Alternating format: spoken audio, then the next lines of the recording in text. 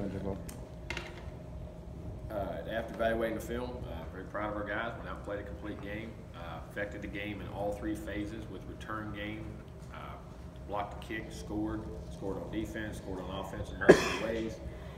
Guys did what they were supposed to do, played hard and played thorough through the game. What I mean by that is not get complacent in the game, and the young guys who got opportunities took advantage of them, played well, development, no let up. You know, you had a little bit of jitters at times, but those guys have to go through those things. You got extended plays. Instead of playing 8, 10, 12 plays a game, now you see them play 25, 30, 35 plays a game. And what that feels like and how they got to play, the mindset in which they got to be able to do that. So all those things got accomplished, and very proud of our team, the way they competed in the game and played the game and executed the game. And saying all that, we got to move on, get ready for Florida. As I say, one of the great rivalries in college football. Very blessed to ever be a part of that rivalry here at Florida State, and not a heck of a challenge going ahead down there to play. That's always an extremely tough place to play, one of the toughest in the country.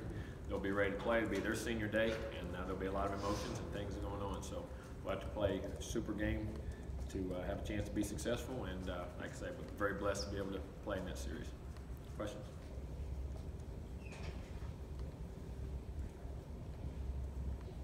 Jimbo, their performances at home seem to be different than they've done on the road. Even the games they've lost, they've been really close games. Have you seen them play with more confidence, or well, I think teams they've played, and of course you do. A lot of teams feel much more comfortable in their own venue. So, and it obviously seems like that with Florida. Because again, they got a great home crowd. Stands are always got a great crowd, great environment, great atmosphere. So it makes it good to play in. That's for sure.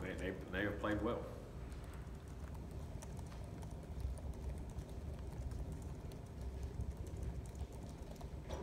I know their numbers aren't as good defensively, but do you see similar type athletes that you've always seen on that side of the ball? Oh yeah, I mean they can run, they're physical, they can hit. I mean Duke Dawson's been around forever. Brian is a heck of a player up front. Levin, I mean the linebacker tackles well. The corners are young and athletic. Let's see, C.C. Jefferson, C.C.'s been around. We recruited the heck out of him. He's a great player up front. I've had some guys injured. Of course, we had a couple guys suspended on some things, but they're athletic and can run and tackle. Offensively, good backs, good skill guys can run, and kicker and punter are tremendous. I mean, their punter kicks it a mile, and their kickoff guy is about an 85, 87%. Kick it out of the end zone, got great range on field goals, so they're good in all those phases. And I was going to ask about their kickers. I mean, they have maybe one of the best kicking games in the country. That field goal kicker. They do. They can hit it now. Hit it a long way and hit it where they want to hit it. Not just when them long drives are in the rough. I mean, they hit them right down the fairway where they're supposed to be. Jim, obviously, I'm sure you're familiar with their quarterback, Felipe Franks. What did you see out of him coming up, and what type of player do you think he is? Big, strong, athletic, won a lot of games, almost won a state championship, was just a few seconds away from winning the state championship down at Wakulla. Can throw it a mile. As you see the scramble plays where he throws it 60, 70, 75 yards in the air, and you see there's also a run. He broke one about 80 yards coming off their goal line, had an 80-yard run. You see the athleticism, be able to keep plays alive. And each week gets better and better. Big, strong, athletic guy that can make plays, and great kid, great family. And then also both teams coming in off of big wins. And do you think it's good just kind of for the rivalry in general for both teams to get a kind of a boost of confidence, momentum? Well, I think make everybody feel good going in the game. That's for sure. And like I say, the records go out the window, as they say, when it's a rivalry game. But at the same time, you always want to come off a positive performance. It helps your confidence in what goes on. Coach, Derwin got his first pick six last week. Seems like he's coming along. Last few weeks, what have you seen out of him in the last few weeks where it seems like he's finding those big plays? Getting in the groove to play it. I mean, you got to remember, he started partially as a freshman, still finding his way, and then all of a sudden gets hurt right off the bat, as a sophomore, and then he comes right back to play the game this year, and everybody's got this world of expectation, and then he plays well, but I mean, it takes the time to play yourself into it, and he's into a groove, the season goes on, and he's a big, strong guy, and he's one of them guys who feasts. The longer it goes, the better he plays, and he's getting comfortable with everything, and you see him just really making the plays. And I think the last 3 or 4 weeks, really getting in the groove and seeing Derwin, what he has a chance to really, really be. The last time you guys played Florida, what do you remember about the play where he hurled the Florida offensive tackle? Do you remember that play? Do you remember seeing that play? Well, on a pass rush down there, yeah. I mean, again, what happens is it's not just the power, but what generates that is the speed. He's starting to come off the edge, so those big guys got to hurry so much, and it catches them off balance. And then those great athletes can stick their foot in the ground, change direction, and catch you when you're not on your most powerful angle and throw you. And I think that's one of the great things about speed edge rushers or big safeties that can rush and blitz. That they generate the respect of the edge, which you got to get to, and sometimes you got to get to it so fast as a big guy, you can get caught off balance, and they can rechange, and then most safeties don't have that power to come, to transition back into like a normal linebacker or a defensive end, and he does, and he got a great rush on that play. Jimbo, for the first time in a while, this isn't the last game of the season the way things are going to be scheduled. Do you like the tradition of Florida State being part of that rivalry week and the final week of the year? Yeah, I think it's great. I mean, I do think it's great. I think it's tough as a non-conference game, which I think you heard Steve say for years. When there's conference championship games the next week, I think it's a very tough thing to do emotionally, to play that kind of game and then turn around and play a conference championship game. Because I remember when Florida State didn't have a conference championship game, remember he was, I think, lobbying to get it moved to early in the year because they would have to play their emotional big rivalry here and then turn around and play a conference championship game, which is tremendous, which is very tough, which does make it tough. Now, everybody says, well, they're across the country, but Alabama, those are still for the division title. They're still within their own league. You know what I'm saying? So it is a very unique thing, but it is what it is, and it makes it part of the rivalry week, and it's great. I mean, again, one of the great rivalries.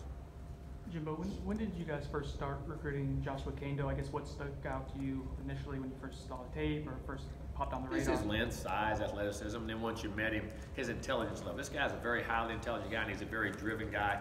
And when you meet his folks and family, you really see that. I mean, you're talking about great people, blue-collar people who work their tails off, and he's got great work ethic, high intelligence, and just a tremendous upside. You see everything you see the physical stature on film, but then once you meet him, man, you just fall in love with him. Were you guys in on him before he was at IMG when he was up in? Yeah, we're trying to recruit him up there too. Coach, Florida essentially out of postseason contention. Do you worry more about a team when they have essentially nothing to lose in this one? Well, you always got that, but you got to play. You got to understand what you have at stake and control what you can control. And whether they do or not, whether what they got on the line, they're going to play. It's Florida State, so they're going to play the same type of game that they would play otherwise. It doesn't matter because that's the rivalry and what this game means. Jim, I know Derwin was feeling all right after the knee, maybe towards January next year, but did you sense any apprehensiveness from him playing with it on the knee at all? Not one bit. I mean, it's the opposite.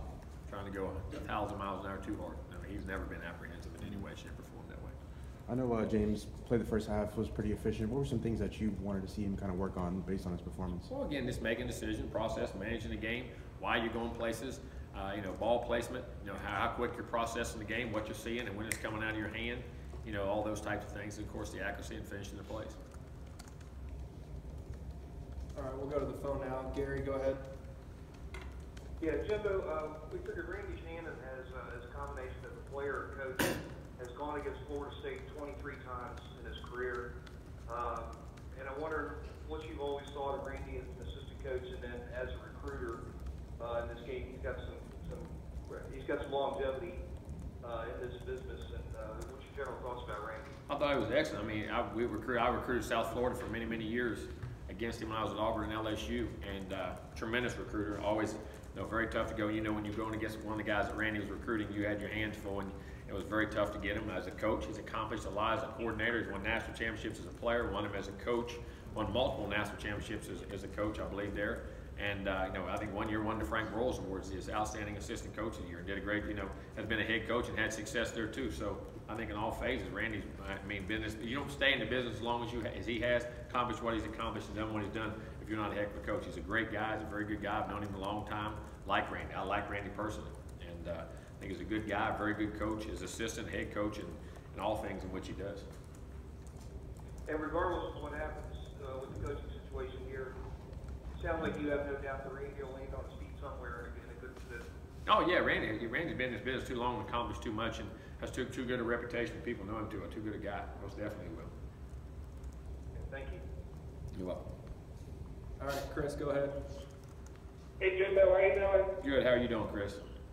Doing great. Talk about Rizzo and Constantino. What did they do? What did they bring to the game last Saturday? Because I know we had a very good game against Delaware State. What did they see? Well, J.J. Command did very good, 6 for 7, very efficient. First those, they just threw it a little bit low, but they got in the groove, made good decisions, led our team, did well.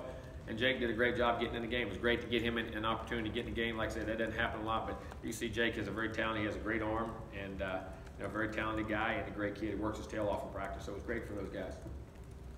And just talk about the Florida defense. Last week against Alabama Birmingham, they didn't give up a lot of rushing yards, only 3 yards. So what do you have to do to get the running game established? I mean, you got to block them up front now. Brian and those guys, CC and those guys up front. I mean, all of them, 92, 90. I mean, you know, all those guys up front. 54 Clark. I mean, all those guys are big physical guys. Our backers play downhill very quickly. They bunch the box. So we'll have our hands full, and we're going to have to run. Our backers are going to have to break tackles and run through arm tackles and play physical on their safeties, which they bring them down quickly in the box. Thanks, Jimbo. Thank you. Jimbo, in '98 at Auburn, was Terry, did he resign before the season was over? Middle of the season. You stayed on the staff though. What kind of challenge is that to coach the final 4 or 5 games of the season? It's extremely challenging for your kids, the unknown, for them keeping them together, you know, and them knowing, all right, who's my coach going to be, who's my assistant coach. I mean, you have no idea. It's an extremely challenging thing, and the big thing is then coaches. I mean, you got coaches who say, okay, do I finish the season? Am I looking for a job? All those types of things. And the thing you got to remember, do what's right for the kids. Do what's right for the kids, and that was the thing that was right. And it's, you know, because they have so much uncertainty around them, and they only get a 4-year window to be able to do this. So it was very good to keep those kids together, meet with them a lot, talk with them a lot, and try to keep them together so you can finish the season. You were a young coach though. How did you handle it? Same way, just same way. Just did what's best for the kids. I always thought about things, you know, what's the right thing to do, and who's the most vulnerable here. And I've always said this, whether you're a coach, an AD, a writer, anything you got, none of y'all would have a job. We wouldn't have a job if it wasn't for the kids. That's what you're writing about. And at the end of the day, it's what it gets back to. Jimbo, do you remember a season, or you had a season where you played this many talented defensive lines? There's some you play every year, but between Alabama and Miami, it's Yeah, I have. I mean, that's just part of it. I mean, when you're in the South, everybody's got D linemen. When you're in the South, you're in the southeastern part. I mean, everybody's got them across the country, but there's nothing like the southeastern part of the United States. When you're talking about guys that put their hand in the dirt in the defensive lines. I mean, that's where, and the majority of them are recruited from here. For some reason, that's where they live. And a lot of them, and very good ones, and that makes it miserable on offense, I'll say that. Jimbo, early in the season, you seemed to kind of challenge Nooney to kind of, you know, take on a bigger role and improve his play, and it showed on the field throughout the last couple games. You know, what has kind of turned from him throughout the season, especially with Tate has come down? What has kind of been for Nooney? What has kind of been clicking for him that he's been able to perform how he's performed? Well, I think consistency. Doing what how you're coached to do it, and the way you're coached to do it, and why you're coached to do it, and to do it over and over and over at a consistent level, so your quarterbacks and people can read you, trigger you. So that's what people don't understand. You can run a route and be open, but how does it look to the quarterback? There has to be a relationship there. How you trigger routes, how you set routes up, and how when you get certain leverages, which is any route in any offense in the United States of America. However you run that route, run it that way every time, so that consistency and knowing where you're at. You always heard the stories of Peyton Manning coming out running a route with a guy 1,000 times and just run one route a day, so he could read the body language and the things. And because you got to throw that thing sometimes when you're under duress, when you're wide open, when a guy's in your face, when you got to step to the side. I mean, so many different things, and he's just getting more consistent that way. You kind of challenged him kind of with us earlier this season in the media, and after the game Saturday, you had no problems, you know, saying what he did wrong and not. Yeah, is he one of those players that kind of challenges, like accepts a challenge and can take being kind of shout out in the media? So not shout out. You saw it. You asked about it. It's not being shout out. What did he do wrong? So this is what he did wrong, and this is what he corrects, and that's what we all do. As an athlete, everything you do is shouted out in the media. I mean, there's nobody blaming anybody. You saw what happened. We saw what happened. You see what happens. I never call a kid out in the media. Never have. Never will. But when you ask him why he did something, okay, then you move on. But it's part of it. Thank you. Jimbo, you've been part of the Iron Bowl and many great rivalries, but how much does it speak about this rivalry in both programs that this is only the second time that both teams have been under 500 going into the game? Tells you the winning and the history and the tradition. There's no doubt about that. I mean, both teams are extremely used to success, and that's, you know, and always have been, always will be, and will be in the future. So that's why it's one of the great rivalries, because there's true meaning in the outcome of the game. Jimbo, in a game like Saturday where some young guys and walk-ons and people like that get to kind of all the years of hard work, could you reflect on all the years of hard work that go into Justin Butler making that catch, or some of the offensive line? People have no idea. You have no idea the hours. And understand something. They know when they first come here, they're coming here for the love of ball, and they have a dream of playing. There's nobody can tell them they can't play. But the odds of that happening and getting significant time and doing things are very low.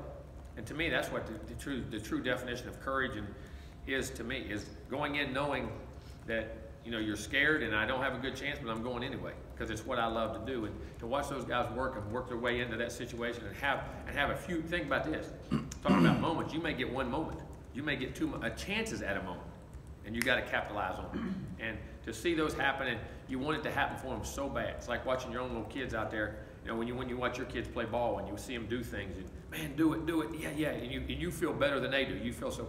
It's watching. But it's just because you know the hours and the hours of work where no one looked at them and appreciated. Yeah, go do it again. We're coaching this guy over here.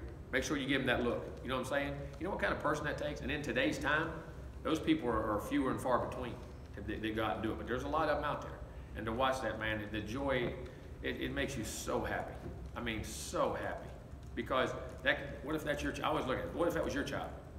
I mean, and you got to try to do that over and over and over again just to get a chance to go through practice and to get me my one opportunity in one game a year, or 2 games a year, or 3 plays a year, or 5 plays a year for me to walk on that field like everybody else does. Man, that's what it's all about. Coach, Florida might not have a chance to make the postseason, but you guys most definitely do. Is that something you guys talk about this week? There's so much to talk about with this. No, we always say that's part of our goals. We always remind them. We always talk about the 40-35, and we always say that, you know, just out of respect, you know, remember that. But then you move on, and what do we got to do to have success this week? Jimbo, with the frustrations of this season, how big would it be to end it on a winning note, to beat your rival again? Well, it's what it's about. I mean, whether you have a winning season or a losing season, that game is still significant in how the season's ranked. I remember we were 12-2 and we lost to Florida that year and won an Orange Bowl and everybody was mad. And we won the ACC. First ACC title they'd had in over 8 years. We won an Orange Bowl that year and won 12 games the first time. First New Year's Bowl in over 13 years, people weren't happy. So just as happy you were there, you're just as unhappy when you win and lose. So, and it was the only time we've ever lost to them. So, I mean, I can remember that season. I mean, not bad, but I mean, that's what that game means. So playing your rival does mean. It means a lot. Jimbo, Ermin Lane also celebrated Senior Day in the last game. You know, his career coming in as a 5-star receiver and moving positions. What can you say about him kind of being kind of like an ultimate team? Did a great job. Did everything we've asked him to do. Has worked hard. He had some unfortunate injuries. Had a foot injury and some different things at times that have hindered him. But at the same time, he's worked hard and we're great. And hopefully he can, you know, if he has a chance to prolong it into the next level, we'll never know. We'll wait and see. And hopefully he does. And hope he gets the degree and does a great job. But he's been everything we've asked him to do. He's made plays at offense, on defense, special teams for us. So great kid. I had a facility question for you. Why is it so important to kind of have a centralized? Can't talk about facilities. Is that right? We ain't allowed to talk about it. You write articles about me talking about facilities. Now I can't answer a facilities question. So which one of you teed that one up? Can't talk about facilities. We ain't allowed. It's inappropriate, right? Okay. So now it's inappropriate. It's inappropriate. Okay. We ain't allowed. I didn't tell him. Corey said so. I didn't tell him. Corey said so. Your buddy, the Democrat, said so. He's trying to get another article. Oh, that's not my buddy. Nope, not right. Oh, okay. Wow. What, you asked your question? Just the importance of having a centralized facility. What, I have no idea. The efficiencies of time, the time constraints you're on for the efficiencies of players, for their time between meetings, study halls, class, student, because their time is on their days are strung out so, have no idea today's time. It's 10 times what it was even 10 years ago. The schedules they're on and what they're asked to do. And when you're wasting time in between, you're wasting development time for them. And when the buildings can't flow and you have the facilities and all the things that help train them, it just makes the deficiencies grow. Excuse me, drop it. Jimbo, DeAndre wasn't at the game on Saturday. Is there a policy on injured players coming to games, or is it just player discretion? Player discretion.